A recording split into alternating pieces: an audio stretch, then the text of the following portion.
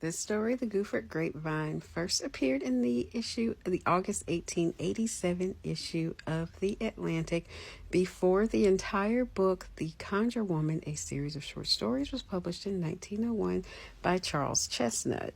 Now, the story is told to the narrator by a former enslaved man named Julius McAdoo. And he lives on the plantation that the narrator, John, and his wife, and Annie, are visiting that day. Now, the story is set in Patesville, North Carolina, and John and his Annie move there to help improve his wife's health, and to help John seek out some better employment opportunities. Now, Julius encourages the couple to not purchase the property, but they really want to. So Julius tells the story of how the former master, Dougal McAdoo, had a very prosperous vineyard on the plantation. Now, in order to protect his grapes, he got a conjure woman named Aunt Peggy to curse those grapes so that none of the slaves on the plantation would eat them. Now, Aunt Peggy placed this curse on the grapes and told all of the slaves, do not eat them or they would unalive within a year. Well, a new slave was put onto the plantation named Henry, and he did not know about the curse, and naturally he ate the grapes. Now, because he ate the grapes, Henry was cursed to age along with the leaves and the vines as they withered away.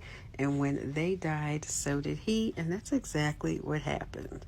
Now, suffering the loss of his slaves and his vineyard, the master actually abandoned the plantation after the war, and that is when John and his wife Annie found the plantation in its current state. And even against Julius's wishes, they decided to purchase the plantation anyway.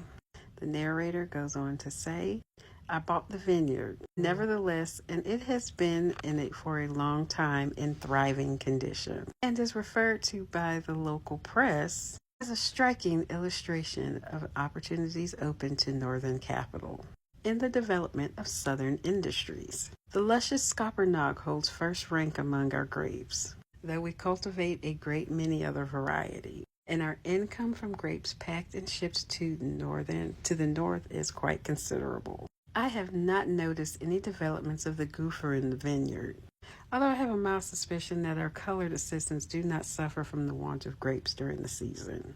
And what's crazy about this is because Julius's warning seemed very direct.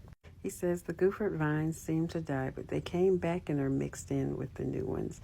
I'm not afraid to eat the grapes because I can tell the difference between the old ones and the new ones. But with strangers, there's no telling what might happen. I wouldn't advise you to buy this vineyard, but we know John and Annie bought it anyway, and they had a lot of success. But this is the book here, The Conjure Woman. I'm going to be doing a few other stories from this book this week. This is the original first edition here. If you want the copy, it goes for about $2,000 online. But I love this cover.